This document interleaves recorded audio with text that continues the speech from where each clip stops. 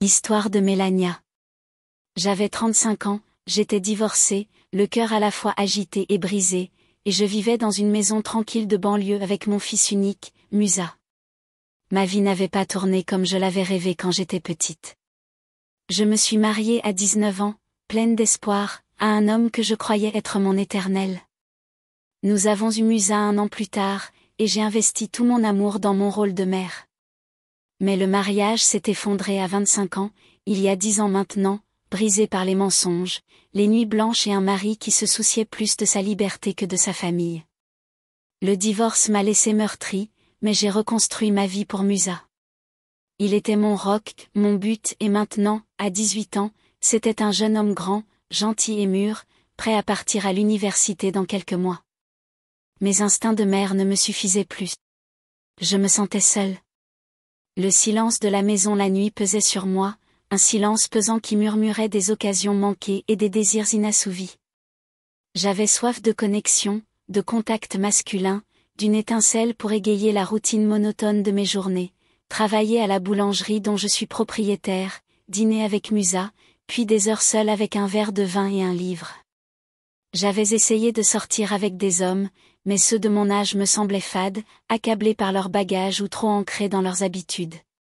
Je voulais de la passion, quelque chose de nouveau, quelque chose qui me fasse revivre.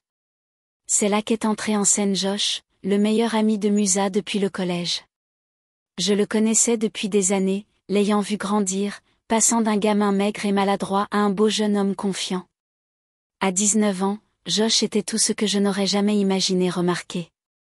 Grand, avec des cheveux noirs en bataille qui tombaient dans ses yeux vert vifs, un sourire en coin qui illuminait la pièce et une silhouette élancée et athlétique, fruit de longues années de foot avec Musa.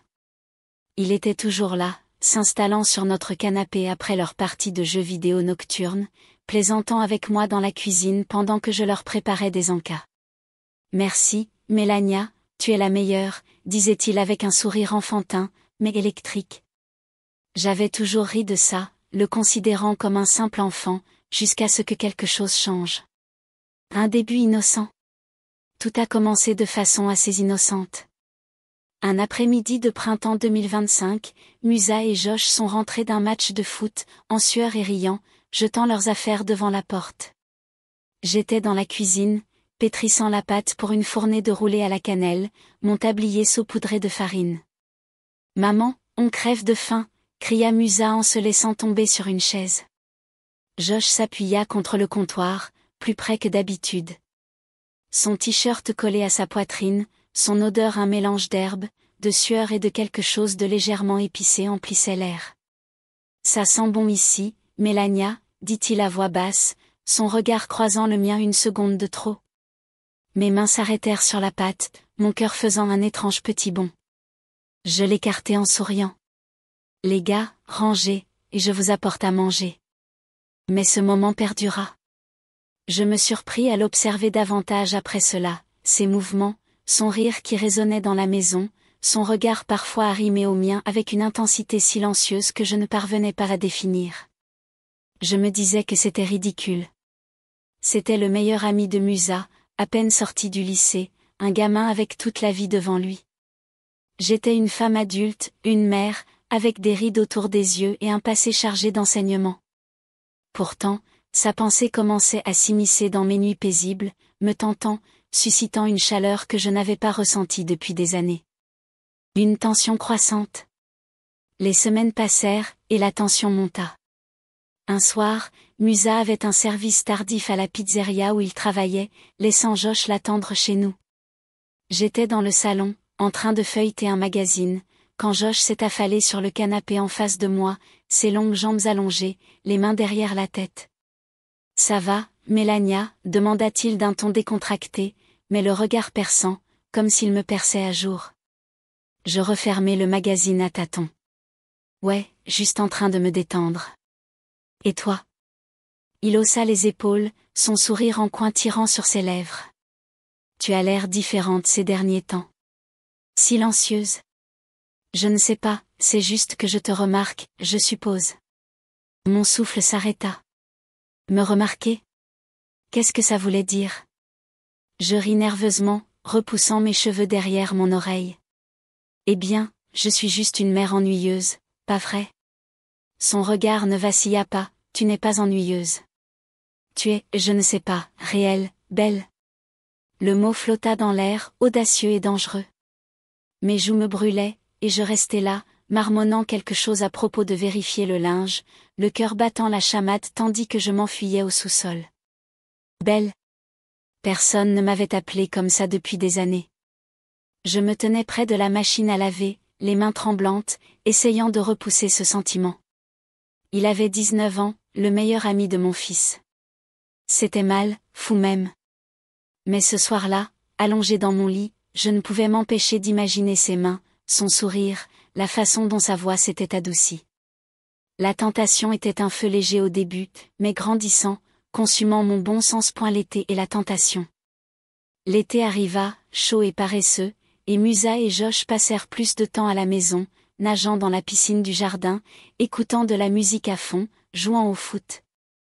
Je regardais par la fenêtre de la cuisine, mes yeux attirés par Josh tandis qu'il plongeait dans l'eau, des gouttes scintillant sur sa peau, son rire retentissant. Un jour, j'ai porté une robe d'été légère, bleue, un peu serrée.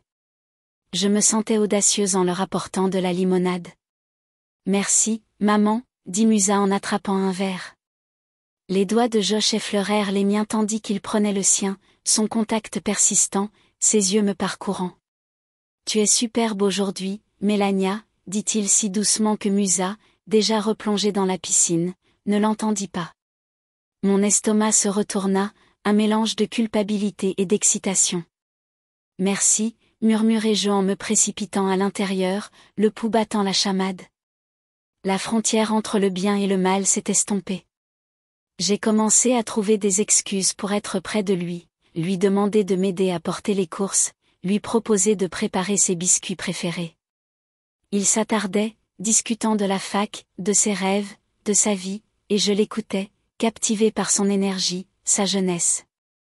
Il était si différent des hommes que j'avais fréquentés, frais, enthousiastes, sans blasement.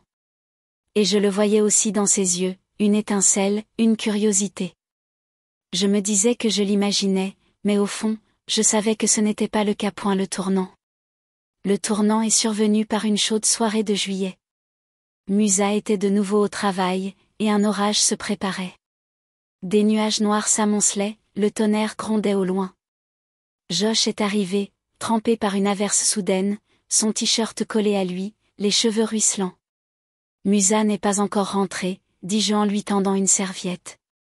Il s'est essuyé le visage, debout tout près, trop près, dans l'entrée. Je sais, a-t-il dit d'une voix douce. Je voulais te voir, Mélania. Mon cœur s'arrêta. L'air était lourd, chargé comme la tempête. J'aurais dû le renvoyer, lui dire d'attendre Musa, mais la solitude, le désir, la chaleur de son regard, tout cela m'a submergé. Josh, tu ne devrais pas dire ça, parvins-je à dire, d'une voix tremblante. Il s'approcha, la serviette tombant par terre. Pourquoi pas? Je vois comment tu me regardes. Je le ressens aussi. Tu n'es pas seulement la mère de Musa pour moi. Tu es incroyable. Ces mots brisèrent quelque chose en moi, une digue que j'avais construite pour contenir mes désirs. J'avais 35 ans, une femme en manque, et voilà que ce jeune homme, plein de vie, me voyait, me désirait. Je tremblais, tiraillé entre la culpabilité et une faim insatiable. Entre, m'entendis-je dire, d'une voix à peine murmurée. Je le conduisis à l'étage, mon esprit me hurlant que c'était mal, mais mon corps bougeait comme s'il avait une volonté propre. Nous atteignîmes ma chambre, cet espace que je gardais sacré, privé, depuis le divorce. L'orage grondait dehors, la pluie fouettait les fenêtres. Des éclairs fusaient tandis que je me tournais vers lui. Ses yeux étaient écarquillés, impatients, un mélange de nervosité et d'excitation. « Mélania, tu es sûre ?» demanda-t-il d'une voix douce, m'offrant une issue. Mais je ne voulais pas sortir. « Oui » dis-je en m'approchant, mes mains s'agrippant à sa chemise humide. Il n'hésita pas. Ses bras m'entourèrent, forts et chauds, m'attirant contre lui. Ses lèvres trouvèrent les miennes, hésitantes d'abord, puis un baiser qui éveilla chaque nerf de mon corps. Je me sentais vivante, électrique, comme si la tempête avait déversé son énergie en moi. Mes doigts tirèrent sur sa chemise, la détachant, révélant les lignes lisses et fermes de son torse. Il sourit, de ce sourire en coin, et ses mains se posèrent sur moi, prudentes mais audacieuses, déboutonnant mon chemisier, caressant ma peau avec une révérence qui me fit frissonner. Nous trébuchâmes vers le lit, pris d'un élan d'urgence et d'un besoin désespéré. Nos vêtements glissèrent, presque instinctivement, tombant comme des feuilles emportées par un vent violent, oubliées et éparpillées sur le sol. Dehors, l'orage grondait, le tonnerre résonnait, la pluie s'abattait sur les fenêtres, étouffant le monde extérieur, comme si la nature elle-même retenait son souffle en attendant ce qui allait se dérouler. Son toucher était électrique, un feu de forêt qui brûlait à travers les années que j'avais tenté d'oublier. Il était confiant et tendre, un feu passionné tempéré par l'attention. Il y avait quelque chose d'exaltant dans la façon dont son énergie juvénile répondait au désir longtemps enfoui en moi, le réveillant comme une mélodie oubliée. Chaque centimètre de ma peau réagissait à ses mains, explorant avec révérence et envie, des caresses lentes et délibérées qui s'intensifiaient, des lèvres traçant un sillon de feu sur mon cou, ma clavicule, chaque courbe délicate. Je me donnais entièrement à lui, m'abandonnant au rythme de ses mouvements, ce mélange harmonieux de talent et de dévouement passionné. Le temps filait, et il ne restait plus qu'un crescendo de halètements altérés et de noms murmurés entre nous. Dans ses bras, je me sentais vue, pas seulement regardée, mais vraiment vue, belle, désirée, vivante à nouveau, comme je n'avais pas osé l'imaginer. Il murmura mon nom, d'une voix rauque et pressante, son souffle chaud contre mon oreille. Je m'accrochais à lui, ressentant chaque battement de cœur, chaque pulsation, chaque frémissement de ce besoin partagé. Ses yeux pétillaient de bonheur, grands et brillants comme ceux d'un garçon découvrant le monde, et son sourire était une pure joie, une promesse silencieuse qu'à cet instant, plus rien d'autre n'avait d'importance. Ensemble, nous évoluions dans une danse de désir et de joie, un puissant mélange de tendresse et de feu, chaque contact approfondissant le lien qui se tissait rapidement entre nous. Mon cœur battait à tout rompre, vif et palpitant, mon corps enflammé par une sensation si intense et si vraie qu'elle chassa toute ombre de solitude que je portais en moi. Après la tempête. Après cela, nous sommes restés allongés, enlacés sous des draps emmêlés, la tempête grondant toujours dehors, berceuse chaotique de notre intimité fragile. Son bras protecteur m'enveloppait, ferme et chaleureux, sa respiration lente et régulière tandis qu'il s'installait à mes côtés. Et pourtant, sous ce bonheur, un murmure froid de doute me traversait l'esprit. Que avais-je fait? C'était Josh, le meilleur ami de Musa. La culpabilité s'insinua, vive et malvenue, se faufilant à travers la chaleur qui irradiait entre nous. Ses yeux verts croisèrent les miens, doux et vulnérables. Mélania, c'était incroyable.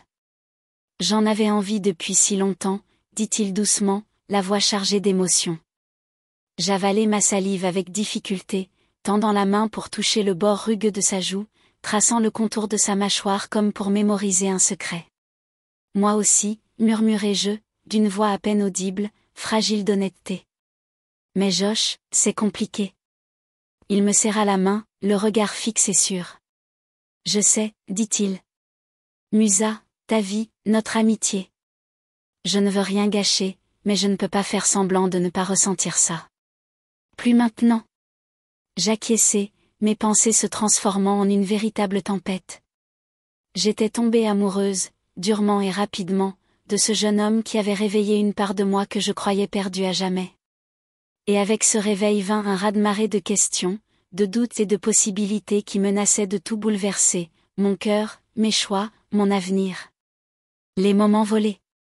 Les jours devinrent des semaines, et nous volions des moments quand nous le pouvions.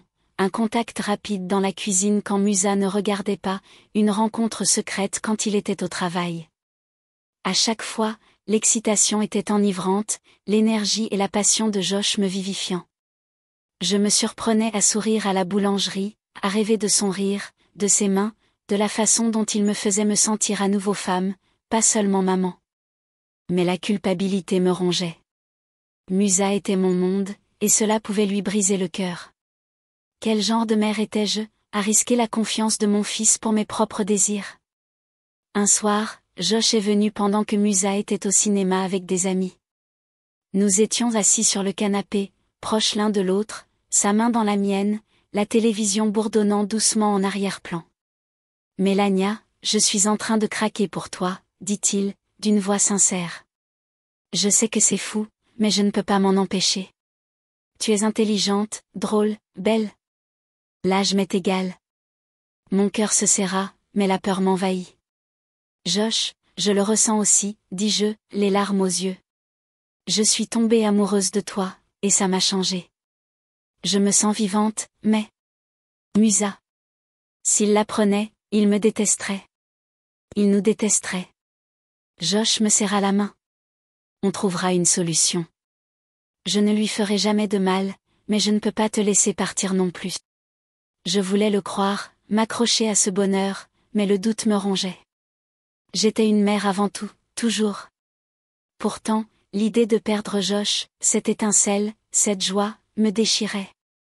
Le point de rupture. Le point de rupture arriva en août. Musa est rentrée tôt du travail. Sa voiture s'est garée dans l'allée tandis que Josh et moi étions assis trop près sur la balancelle, ma main sur son genou. Je me suis écartée, la panique montant, mais les yeux de Musa se sont plissés en montant les marches. « Maman! Josh! Qu'est-ce qui se passe ?» Sa voix était sèche, confuse. Je me figeai, la bouche sèche, la culpabilité m'envahissant comme une vague. Josh se leva, les mains levées. « Musa, mec, il faut qu'on parle. »« Parler de quoi ?» s'exclama Musa, en nous regardant. Je me levai, le cœur battant, les larmes aux yeux. « Musa, je suis tellement désolée, » dis-je, la voix brisée. Je n'ai jamais voulu ça. Josh et moi, on s'est rapprochés. Je ne l'avais pas prévu, mais c'est arrivé. Je t'aime, et je ne voudrais jamais te faire de mal.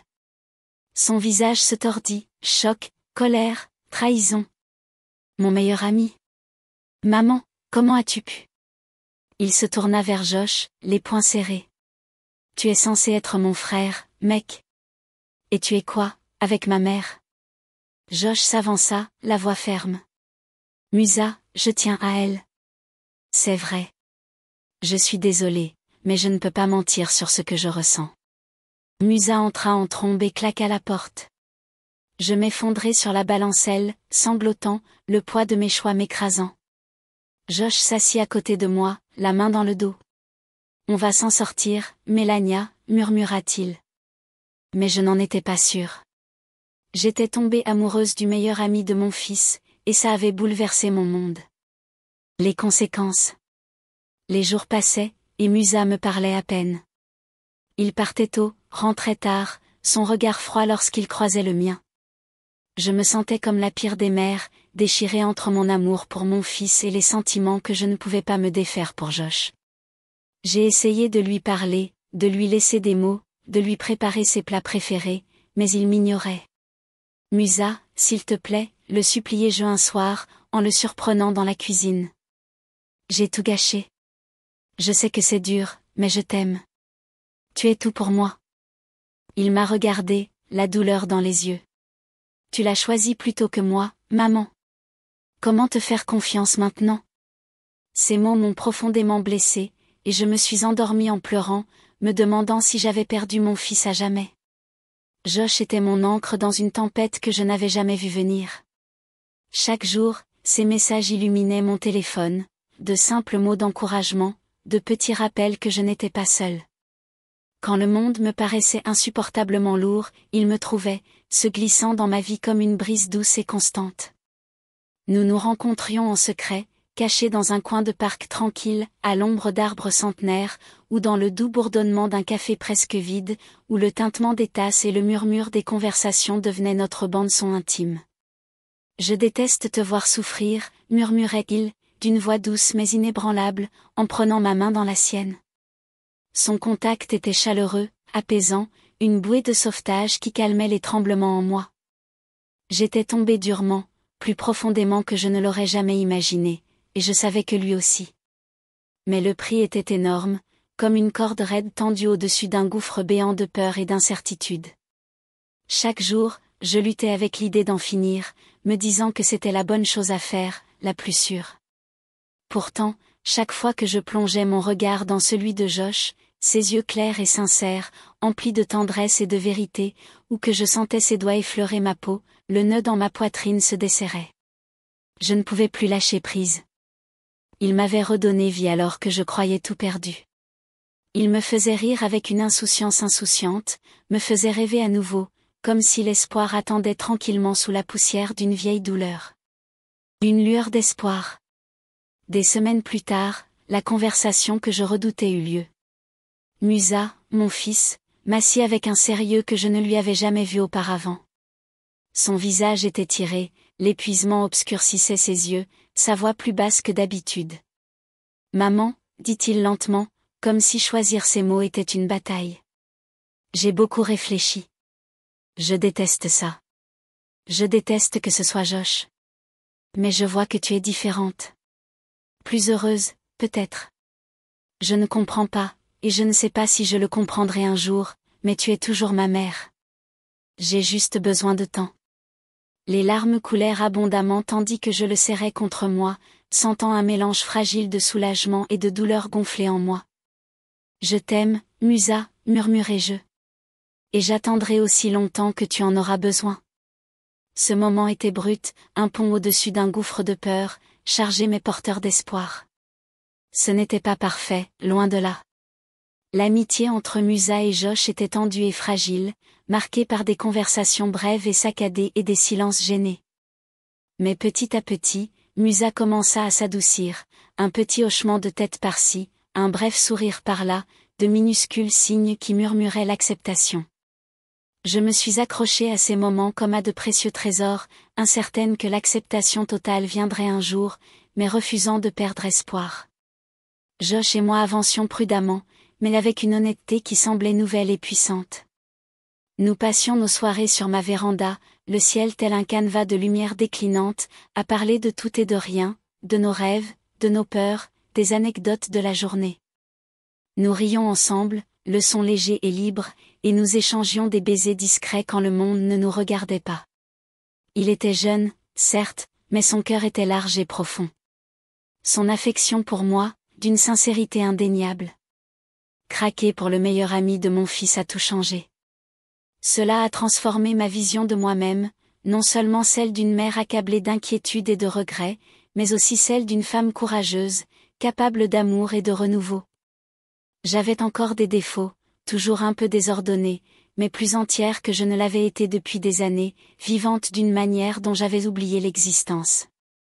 Le chemin à parcourir était incertain et tortueux, parsemé d'épreuves imprévisibles. Mais avec la main ferme de Josh dans la mienne et la guérison lente mais constante de Musa, j'ai osé croire que nous trouverions notre voie. Pour la première fois depuis longtemps, je me sentais prête à affronter la suite, les tempêtes comme les rayons du soleil.